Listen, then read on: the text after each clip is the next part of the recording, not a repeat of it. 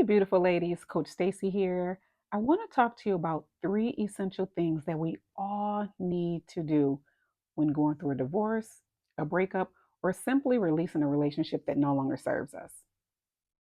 These three things will fuel you to move forward and keep you from turning back to a relationship that no longer serves you. So let's get started. So, definitely having a strong support system is going to be so important that you have someone in your ear affirming you and reminding you that you made the right decision, that you made the right choice, that you're doing the right thing, encouraging you and pushing you to keep going forward. Someone who has your back no matter what, like they're in your corner and they're going to help you get through this day by day. These relationships are so important. And let me just remind you how important they are. When you're in a relationship, you decide to take a stand for yourself, put your foot down and say, that's it. This is the boundary that I'm setting for myself, and you and nobody else is going to cross it. The first thing that man is going to say is, who you been talking to? Who told you that? Where'd you get that information from? As if you are not smart enough to come up with a boundary for yourself. That's how you know a support system is very powerful. It's one of the reasons why, if you're dealing with a very controlling or narcissistic person, they want to quickly pull you away from those relationships.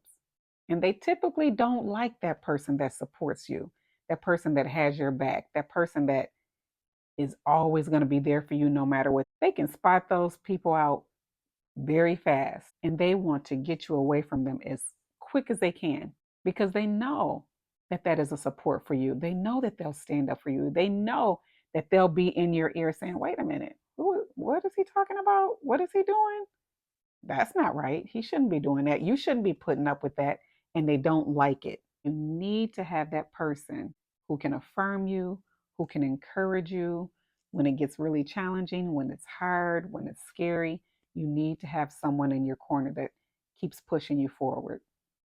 You're going to also need a shoulder to cry on. Just because the relationship has ended or is ending, it doesn't mean that it's easy. I was married for 19 years. I was with the same person for almost 30 years. There was nothing easy about the divorce. And there was also good times. I mean, it wasn't like a horrible relationship from beginning to end. You're going to have emotions. You're going to have very high emotions. You need someone there when you have your breakdowns because you are going through a grieving process. When you go through a divorce, there is a death. The relationship has, in a sense, died. So you have to work through the grieving process. And part of that is being able to deal with those emotions and just get it out. You don't want to hold all that in, you want to be able to release it. The second thing that I want you to do is to stay busy. So important because, especially when you are just leaving a relationship and that is all you have known for all these years, you do not need to have an idle mind. Your idle mind will be wandering all over the place. And what is it going to do? It goes back and plays the negative things over and over and over again. We begin to draw back, we begin to isolate ourselves. And in doing so, depression can set in.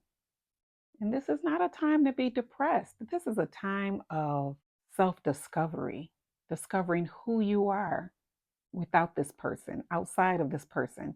This is a time to find your voice. What do you like? What do you need? What do you want? Because 9 times out of 10, you were in that relationship taking care of everybody else's needs and rejecting your own. Usually, by the time we get out of a relationship, especially a relationship that we've been in for a long time, we have lost our whole self. I remember thinking, who am I? Like I lost my voice. I have been I had become everything to everybody else and making sure that everybody else's needs were met, making sure everybody else was taken care of, that I forgot what Stacy needed. I forgot what was most important to me. So it's important that you stay busy so that your mind doesn't start playing games on you and telling you you shouldn't have left. You need to go back. I don't know why you did this. How are you going to do this by yourself? You know you need that man. So I want you to challenge yourself. I want you to get out of your comfort zone and I want you to do something, do things that you haven't been able to do inside of your relationship or you just didn't do inside your relationship. Maybe you were like me, married with children, and your life was totally consumed with being married and being a mom. I never did anything outside of my family. It was always about my husband, it was always about my kids, and of course, work, but it was never about me. So outside of the relationship, outside of the marriage, it is going to be somewhat uncomfortable, like exploring and doing things that you've never done before, going places you've never gone before, but you need to do that because this is a time of self-discovery. This is a time of finding yourself. What do you like? What do you need? What do you want? What is your voice? What is important to you? And this is when you're going to hopefully start creating that. The last thing that I want you to do, write this down. This is probably the one of the most important things that you need to do. I want you to do the truth versus lies assignment. This assignment has to do with your core beliefs. And it's so important that you understand, that you are aware, that you become aware of what you truly believe, because that is what is going to guide your actions. For example, if you have a core belief of it's a sin to get a divorce, if that's your core belief, what you're going to do is return back to that marriage. Even if the marriage was dysfunctional, it could be abusive, it can be a marriage where it's just simply dead. Like the marriage has run its course and you need to move on. But because you believe, you have a core belief that God is against divorce, you will find yourself going back to that relationship, settling on in, because that is a core belief. It's going to be very difficult for you to make certain decisions, certain choices, and take certain actions if you're sitting on a certain core belief. The way that the truth versus lies assignment works, you grab some paper, you get an ink pen, and the first thing that you do is you just begin writing all of your core beliefs, all of what you believe. And all those things will just come to you. Believe me, all of the negative beliefs, all of the doubt, the things that scare you the most, they're already in there. So you don't have to make it up. You don't have to think too hard about it because they just come up. And you just write all that stuff down. For example, God is against divorce. I'll never be anything without my husband. Write it down. I can't make it on my own. I'll never be able to afford living on my own. All of these things, write them down. These are negative core beliefs. It doesn't mean that they're true. It just means that that's the automatic programming going on in your head, making you choose what you choose, do what you do, take the actions that you have been taking because this automatic programming is just playing over and over and over in your mind. This assignment helps you to become aware of what the program is because sometimes you don't even know that you're thinking certain thoughts, they're just in there. A lot of those thoughts have probably come from your husband. He probably told you, you'll never make it without me. You're nothing. You're nobody. You'll never be able to do this on your own. You'll never be able to raise these kids on your own. So, all of that stuff, especially when you're trying to do something new, it comes back up and it's almost like it comes up to haunt you. And it makes you so afraid that you want to revert back. You want to go back to that relationship because looking ahead is too scary. Looking ahead is like, I don't know if I can do this because that stuff is just playing over and over and over in your mind. So write it down and just keep writing until you empty out everything that's in there. And don't hold anything back because if you don't reveal it, you can't heal it. You can't move past it. So don't hold anything back like because you're embarrassed. You're not sharing this with anyone. This is a list for you. This is something that you do privately in your own time and you just write it, you dump it. This is like your dumping station, literally. And you write everything down. So you write down one statement, you skip a few lines, You write another statement, skip a few lines, write another statement, skip a few lines. And until you feel like you have released it all, just keep writing, keep writing, keep writing. Some of you might have 3 sheets of paper. Some of you might have 20 sheets of paper because there's a lot of stuff in there that needs to come out. Don't worry about it. The more you dump, the better it is for you because you got to get that stuff out if you're going to move forward. That's day one. Okay. Day one is just dumping, is letting it come up and dumping it on this paper. Day one. Day two, in a different color ink pen, I want you to write what the truth is. So, for example, if the first lie was, God is upset with me because I got a divorce, what is the truth? Because that's not the truth. That's something that somebody else put in your head or something that you put in your head, but God is not upset with you because you're getting a divorce. The truth is, God wants what's best for you. He wants you to be happy. He wants you to be healthy. He wants you to be safe. And if you have children, He wants you to be the best mom that you can be for your children. Model the best behavior that you can for your children. That's what God wants for you. If one of your negative core beliefs is, I can't make it without a man, that is not true. That's a core belief that maybe it came from way back from your mom, maybe it came from your spouse, but it simply is not true.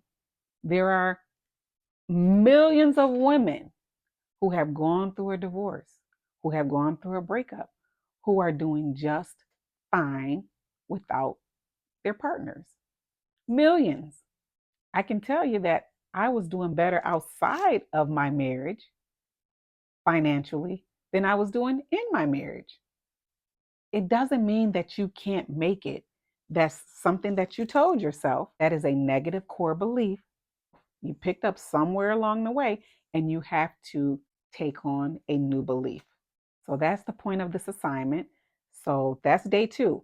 Now, the truth might not be your reality right now. So you're either writing something that is true or you're writing something that you want to be true. So maybe right now you can't stand on your own 2 feet outside of this marriage, but that still doesn't mean that that will always be your reality. So let me give you an example. When my mom divorced her husband, I'm sure she felt that, oh my gosh, I can't do this by myself.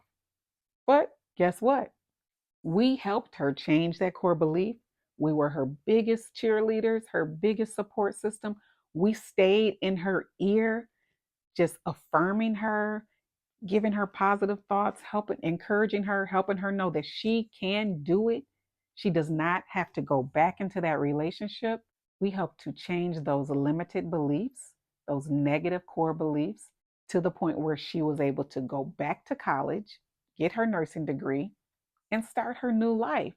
So maybe when you're leaving or you've just left a relationship, maybe you can't 100% afford it right now. But does it mean you need to stay for the rest of your life? Or do you figure out a way to make life work? It all depends on what you believe. It all depends on what you're telling yourself. So that's day two. Day three, you take an ink pen and you completely cross out the lies. So that now only the truth is on your paper. You have to practice the truth. You have to rehearse the truth because the lies are readily available to come back up. And the voice, you gotta know that the voice of your ex will try to play over and over. And not only the voice, you still have to deal with your ex. And especially if you have kids, you have to deal with your ex. You have to deal with some of the pettiness. You have to deal with the narcissistic behavior. You have to deal with some of the gaslighting. So you have to prepare yourself for that. You have to get yourself in a space where you are not going to be moved by this negativity coming from your ex. Play the truth over and over and over again. When I say play it, I mean rehearse it in your mind over and over and over. You could do it like When you wake up in the morning for 2 minutes, just read the truth. Before you go to bed at night, just 2, 3 minutes, 5 minutes, read the truth. Focus on the truth. You have to reprogram your mind. You have to reprogram your thoughts until those lies just kind of dissipate. We're doing all this because we have to remind ourselves that we left the relationship for a reason. And it is time to put ourselves first, to make ourselves a priority and not allow anybody else to treat us any different. I hope this helps you guys. Comment down below. Let me know if anything comes up. Let me know what one of your lies are and what truth you are replacing that with. Please subscribe if you have not subscribed. Turn on your notifications so when I drop another video, you'll be first to know. And share this video if you know there's someone out there who needs it, because there is. I'll see you in the next video.